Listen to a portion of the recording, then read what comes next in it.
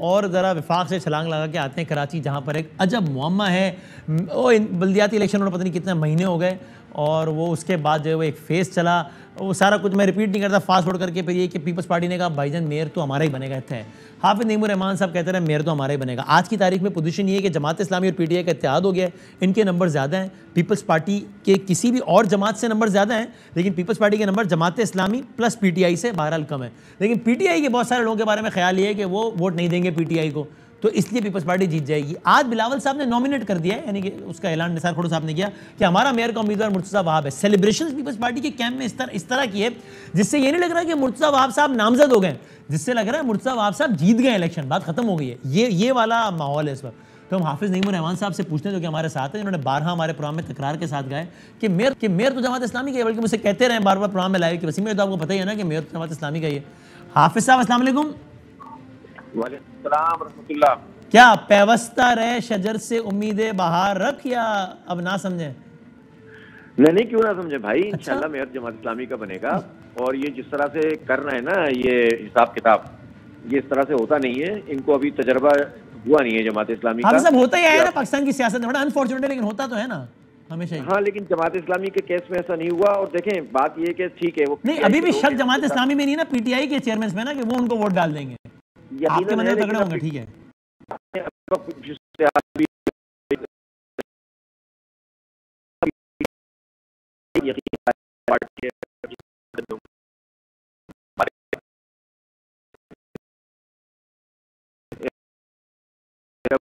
बनाया के जरिए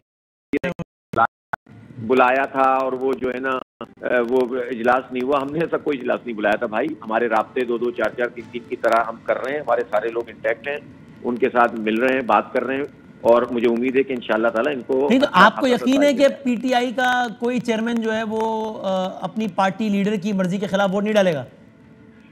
उम्मीद तो यही है इंशाल्लाह। और मैं आपको बता रहा हूँ कि हम जिस तरह से अब आपकी दावों से उम्मीदों पर तो आ गए ना, ये तो फर्क आया है मेरे भाई। देखो बात सुनो वसीम, सीधी बात तो ये है कि अब आप इस बात पर बात कर रहे हैं कि जीत तो आप गए हैं, लेकिन पीपल्स पार्टी चूंकि कालक मल रही है इसलिए वो आप हार जाएंगे। तो आपको उम्मीद है कि रियलिटी बात करो ना, यानी अगर आप मुझसे पूछे तो मैं कहता हूँ भाई चूंकि जमात और पीटीआई के नंबर ज्यादा हैं, इसलिए जिस जमहूरियत एक तर्ज हुकूमत है, इसमें बंदों को गिना करते हैं, तो आपका राइट है, लेकिन लग रहा है कि ऐसा नहीं होगा। तो मैं आपसे पूछ रहा हूँ कि आपको क्या लगता है कि नहीं ऐसा नहीं होगा? इंशाल्लाह नहीं। देखिए मैं आपको जो इंसानी कोशिश हो सकती है उसके मुताबिक हम काम कर रहे हैं। जो राब्ते हो रहे हैं उससे हमें ये पता चल रहा है कि ये वो मामला नहीं है जो एमपीए एमएनए का है। एमपीए एमएनए 5 साल गुजार चुके हैं, इनको 4 साल गुजारने, ये डिफेक्शन लॉ लगेगा।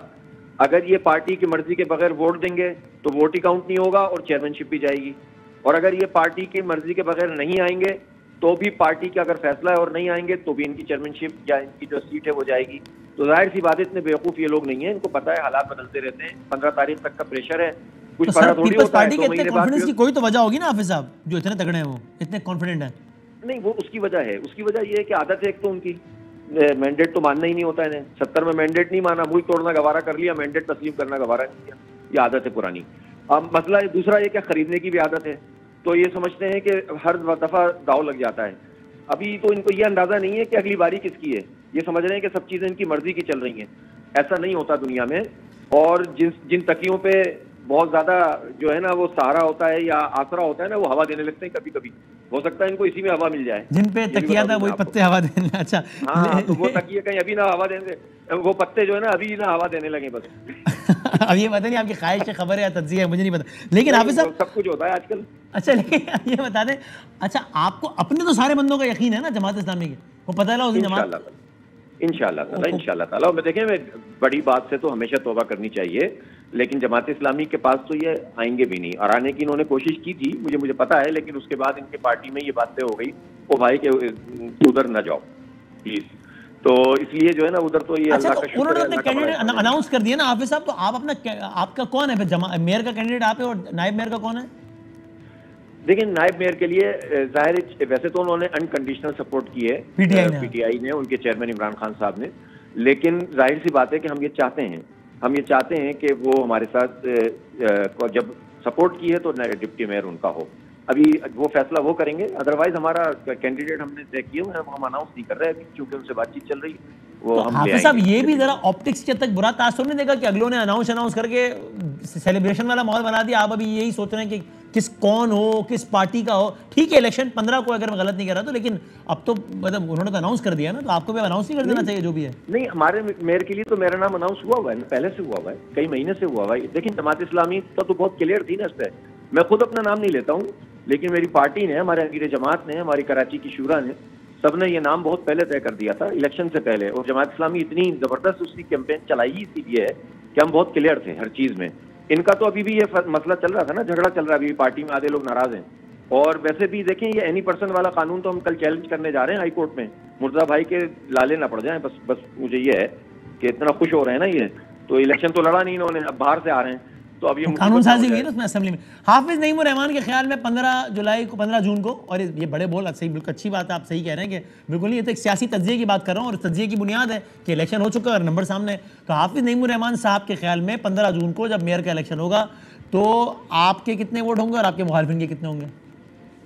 इंशाअल्लाह ताला हम देखें, सही बात यह है कि हम तो 193 चाहते हैं, बल्कि वैसे मैं एक और बात बताऊं, हम दूसरी पार्टियों से भी राब्ता कर रहे हैं। आपको पता है कि नून लीग ने इसे डिमांड की डिप्टी मेयर की, और इनका मसला चल रहा है। अब हमें मालूम है कि इंडिविजुअली हम वो काम तो नहीं करते खरीदो फरोख्त का, लेकिन चूंकि वो पीपल्स पार्टी नहीं है, दूसरी पार्टी है, तो हमने उनसे राब्ता किया हर सतह पर। और वो लोग जो हैं ये इस पर गुफ्तगू कर रहे हैं कि जमात इस्लामी को सपोर्ट किया जाना चाहिए। इसलिए कहते हैं कि पीपल्स पार्टी और नून लीग ने तो एक दूसरे के खिलाफ इलेक्शन लड़ना है, ये इत्तेहाद कोई इलेक्शन का इत्तेहाद थोड़ी है। तो कराची में अगर नून लीग हमें सपोर्ट कर देगी तो उसके नतीजे में कराची का ही फायदा होगा। तो इसलिए ये इनके यहाँ डिस्कशन मौजूद है, और हम ये चाहते हैं कि नून लीग हमें सपोर्ट करे। और हमने तो जेयूआई से भी राब्ता किया, और टीएलपी की भी एक सीट है, उनसे भी हमने बात की है। तो ऐसा नहीं है कि हम बिल्कुल ही ऐसे आकर खड़े हो गए एक जगह पे। तो आपको यकीन है कि काम बन जाएगा आपका। ठीक है, बहुत शुक्रिया हाफिज नईमुर रहमान साहब, थैंक यू।